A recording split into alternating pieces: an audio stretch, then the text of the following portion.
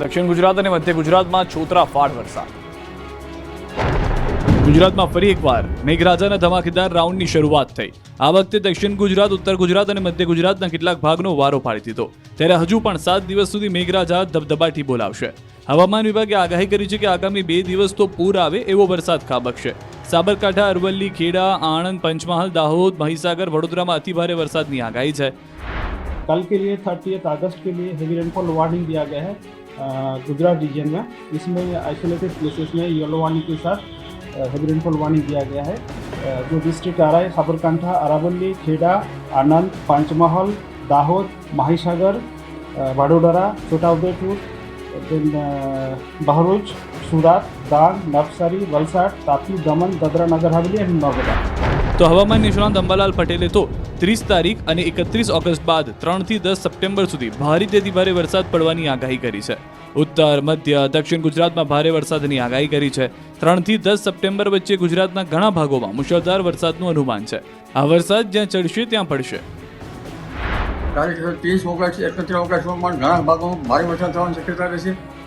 જેમાં ઉત્તર ગુજરાતના ભાગો, મધ્ય ગુજરાતના ભાગો અને લગભગ દક્ષિણ ગુજરાતના ભાગો અને સૌરાષ્ટ્રના કેટલાક ભાગોમાં વરસાદ થવાની શક્યતા રહેશે. અને સમાચારો પર નજર કરીએ. 8 ગુમ ખલાસીઓને શોધવા માછીમારો જાતે કામે લાગ્યા. અમરેલીના જાફરાબાદના દરિયામાં 8 ખલાસી ગુમ થઈ ગયા છે, જેને શોધવા માટે કોસ્ટગાર્ડની ટીમ રાત દિવસ મહેનત કરી રહી છે. ત્યારે પીપાવાવ કોસ્ટગાર્ડની શોધખોળ બાદ હવે માછીમારો જાતે શોધખોળ શરૂ કરી ચૂક્યા છે. દરિયામાં સ્થિત સામાન્ય થતા માછીમારો શોધખોળમાં લાગ્યા છે. જાફરાબાદના 10 જેટલી બોટ માલિકો દ્વારા મધ દરિયે અલગ અલગ ટીમો બનાવી જાતે શોધખોળ શરૂ કરાઈ. લાપતા ખલાસીઓને શોધવા કામે લાગ્યા. લાપતા ખલાસીઓને દરિયામાંથી ગમે તેવી સ્થિતિ વચ્ચે પણ શોધી બહાર લાવવા માછીમારો મક્કમ બન્યા. જે દરમિયાન દીવના દરિયા કિનારા નજીક થોડા દિવસ પહેલા શિપમાંથી કન્ટેનરો દરિયામાં પડ્યા હતા. તે કન્ટેનરો દરિયામાં બહાર આવ્યા. નસવાડીના ગામડાઓમાં કોઝવે તૂટી જતા લોકો નદીના પાણીમાંથી પસાર થવા મજબૂર. છોટાઉદેપુરના ડુંગર અને જંગલ વિસ્તારોમાં વર્ષો જૂના લો લેવલ કોઝવે જર્જરિત બનતા સ્થાનિકોની સ્થિતિ કફોડી બની છે. ચોમાસાની સિઝનમાં તો અશ્વિન નદીના ધસમસતા પાણી કોઝવે પર ફરી વળ્યા છે. ગામનો એકમાત્ર રસ્તો હોવાથી કેટલાક લોકો કોઝવે પર નદીના ધસમસતા પાણીમાં જીવના જોખમે પસાર થવા મજબૂર બન્યા. ગામની શાળામાં શિક્ષકો આવી શકતા નથી. ખેડૂતોને સામે કિનારે ખેતરમાં જઈ શકાતું નથી. જીવન જરૂરિયાતની વસ્તુઓ પણ લેવા જઈ શકાતું નથી. સ્થાનિકોની આ સમસ્યાના અનેક વર્ષોથી સામનો કરી રહ્યા છે. ક્વાંટ તાલુકાના સિંહાદા ગામમાં તાજેતરમાં એક યુવક પાણીમાંથી પસાર થઈ રહ્યો હતો અને અચાનક પાણીનો પ્રવાહ વધતા ડૂબી ગયો હતો, મૃત્યુ પામ્યો. આ સમસ્યાનું જલ્દી નિરાકરણ લાવવા ગ્રામજનો માંગ કરી રહ્યા છે.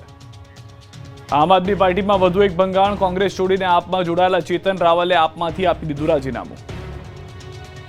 કોંગ્રેસનો હાથ છોડીને ઝાડુ પકડનાર ચેતન રાવલે હવે આપમાંથી પણ રાજીનામું આપી દીધું છે. કોંગ્રેસ છોડીને આપમાં આવેલા ચેતન રાવલે રાજીનામું આપી દીધું. હવે તેઓ ફરીથી કોંગ્રેસમાં વાપસી કરી શકે છે તેવી અટકળો ચાલી રહી છે. જોકે ચેતન રાવલ આ અંગે હજી કોઈ ખુલાસો કરી નથી શક્યા. તેમણે રાજીનામા અંગત કારણોને આગળ ધર્યા છે. ચેતન રાવલે આપના પ્રદેશ પ્રમુખ ઈસુદાન ગઢવીને રાજીનામું આપ્યું છે, જેમાં તેમણે લખ્યું છે કે હું અંગત કારણોસર આમ આદમી પાર્ટીમાંથી તાત્કાલિક અસરથી રાજીનામું આપું છું. ચેતન રાવલ ગુજરાતમાં પૂર્વ ગૃહમંત્રી સ્વર્ગીય પ્રબોધ રાવલના પુત્ર છે. ચેતન રાવલ અમદાવાદની 2 બેઠક પરથી વિધાનસભાની ચૂંટણી લડી ચૂક્યા છે. તેઓ ગુજરાત પ્રદેશ કોંગ્રેસના મહામંત્રી અને પ્રવક્તા રહી ચૂક્યા છે. આ સાથે અમદાવાદ શહેર કોંગ્રેસના પ્રમુખ પણ રહી ચૂક્યા છે. અમદાવાદ શહેર કોંગ્રેસના ઇન્ચાર્જ પ્રમુખ પણ રહી ચૂક્યા છે. વર્ષ 2022ની ચૂંટણી પહેલા જ્યારે તેમણે કોંગ્રેસમાંથી રાજીનામું આપ્યું હતું. ગુજકો માસોલની 64મી વાર્ષિક સાધારણ સભા મળી. પ્રથમવાર વર્ષમાં 10,000 કરોડથી વધુનું ટર્નઓવર. ગાંધીનગરમાં ગુજરાત સ્ટેટ કોઓપરેટિવ માર્કેટિંગ ફેડરેશનની 64મી વાર્ષિક સાધારણ સભા મળી.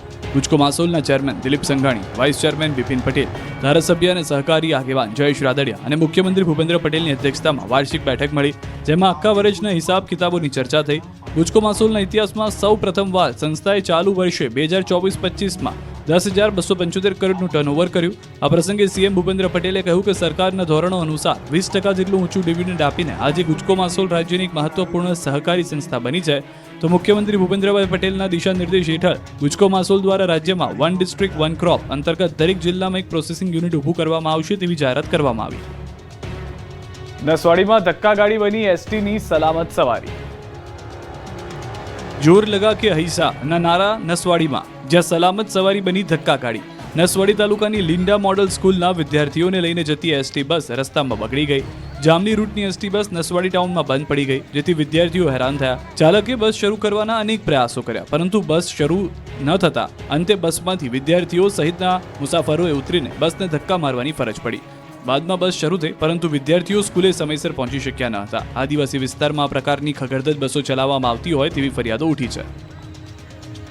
ફરી એકવાર પેરામિલિટરીના સૈનિકોએ ગાંધીનગરને ગજવ્યું. ગાંધીનગરને ફરી એકવાર પેરામિલિટરીના સૈનિકોએ ગજવ્યું હતું. મોટી સંખ્યામાં સૈનિકો સત્યાગ્રહ છાવણી ખાતે ભેગા થયા. તેમની વિવિધ પડતર માંગણીઓને લઈને મોટી સંખ્યામાં માજી સૈનિકો એકત્ર થયા. 5 વર્ષથી રજૂઆત કરવા છતાં સમસ્યાનો નિકાલ ન થતા પૂર્વ સૈનિકોએ ગાંધીનગરમાં પોતાની વિવિધ માંગ સાથેના પોસ્ટર લઈને ધરણા કર્યા, જેમાં પેરામિલિટરી, અર્ધલશ્કરી, બીએસએફ, સીઆરપીએફ, પાકિસ્તાન, બાંગ્લાદેશ, અફઘાનિસ્તાન, ચીન, નેપાળની સરહદ તેમજ આંતરિક સુરક્ષામાં યોગદાન આપનાર જવાનો જોડાયા. જવાનોને સેના જેવું સન્માન ન મળતા અન્ય ઓપરેશન માટે સત્યાગ્રહ છાવણી ખાતે વિરોધ નોંધાવ્યો. તમામ વીરાંગનાઓ, શહીદ પરિવારના લોકો પણ અહીં વિરોધમાં જોડાયા. આગામી સમયમાં સત્યાગ્રહ છાવણી ખાતે અનિશ્ચિત કાળ માટે ધરણાની ચીમકી ઉચ્ચારી છે. પાલનપુરમાં બિસ્માર રોડ મુદ્દે નગરપાલિકાની નેનામી કાઢી કર્યો અનોખો વિરોધ. પાલનપુર શહેરના ગઠામણ દરવાજાથી ડેરી રોડ સુધીના રસ્તાની હાલત ખૂબ બિસ્માર છે. તૂટી ગયેલા રસ્તાઓના હાલથી ત્રસ્ત થયેલા સ્થાનિકોએ અનોખો વિરોધ કર્યો. નગરપાલિકાની નનામી બનાવીને અંતિમ યાત્રા કાઢી અને નારેબાજી કરી. મોટી સંખ્યામાં જોડાયા. નગરપાલિકાનું પૂતળું બનાવી સીડી પર સુવડાવી અને 4 લોકો ઉપાડી. આગળ એક વ્યક્તિ માટલી લઈને ચાલ્યો. જાણે સ્મશાન યાત્રાએ જતા હોય તે રીતે સ્મશાન યાત્રા કાઢી. આ અંગેની જાણ થતાં પોલીસ પહોંચી ગઈ. પોલીસે સ્થળ પરથી સ્થાનિકોને નજરકેદ કર્યા. જોકે સ્થાનિકોએ આક્ષેપ કર્યા કે અવારનવાર તંત્રને રજૂઆત કરી છે, પરંતુ આ તંત્ર હજુ પણ ઘોર નિંદ્રામાં છે. તંત્ર દ્વારા આ રસ્તાનું સમારકામ કરવામાં આવતું નથી. ત્યારે સ્થાનિકોએ માંગ કરી છે કે વહેલી તકે તંત્ર જાગે અને આ રસ્તાનું સમારકામ કરે. જો રસ્તાનું સમારકામ ટૂંક સમયમાં નહીં કરવામાં આવે તો સ્થાનિકોએ હજુ પણ ઉગ્ર આંદોલનની ચીમકી ઉચ્ચારી. પાલનપુરમાં હાઈવે ઓથોરિટીનું કામ પોલીસે કર્યું. ટીઆરબી જવાનોએ ખાડા પૂર્યા. બનાસકાંઠા પંથકમાં ભારે વરસાદના પગલે મોટાભાગના રસ્તાઓ ખખડધજ બની ગયા છે. રોડ પર વાહન ચલાવવા માટે રોડ શોધવા બિલોરી કાચ લઈને નીકળવું પડે. આમ છતાં નેશનલ હાઈવે ઓથોરિટી દ્વારા રસ્તા રિપેર કરવામાં આવતા નથી. ત્યારે નેશનલ હાઈવે ઓથોરિટીનું કામ ટ્રાફિક જવાનોએ ઉપાડી લીધું. ટીઆરબી જવાન રોડ પર ખાડા પૂરતા જોવા મળ્યા. નેશનલ હાઈવે પર વરસાદ બાદ મસ્ત મોટા ખાડા ટ્રાફિક જવાનોએ પૂર્યા. પાલનપુર નેશનલ હાઈવે પર ચેકપોસ્ટથી એરોમા સર્કલ વચ્ચે ખાડા પૂરી તંત્રની આંખ ખોલી. જોકે આ જ માર્ગ પર નેશનલ હાઈવેની કચેરી આવી હોવા છતાં અધિકારીઓ આ ખાડા કાન કરી રહ્યા છે. સતત 3જા દિવસે હાઈકોર્ટના વકીલોએ પાડી હડતાળ. ગુજરાત હાઈકોર્ટના જજની પ્રસ્તાવિત બદલીને લઈને વકીલોમાં રોષ યથાવત છે. હાઈકોર્ટ એડવોકેટ એસોસિએશને જાહેર કરેલી હડતાલ યથાવત રહી છે.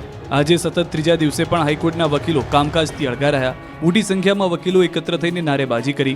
કામકાજથી અળગા રહીને વિરોધ પ્રદર્શન કર્યું. હાઈકોર્ટના ગેટ નંબર 2 બહાર વકીલો એકત્ર થયા. પ્રતિનિધિ મંડળે હાઈકોર્ટના જજની પ્રસ્તાવિત બદલી મુદ્દે પોતાની રજૂઆત પણ કરી. જોકે હજુ આ બાબતે સુપ્રીમ કોર્ટ તરફથી કોઈ નિર્ણય લેવાયો નથી, જેના પગલે વકીલોએ કામકાજથી અળગા રહેવાનો નિર્ણય લીધો.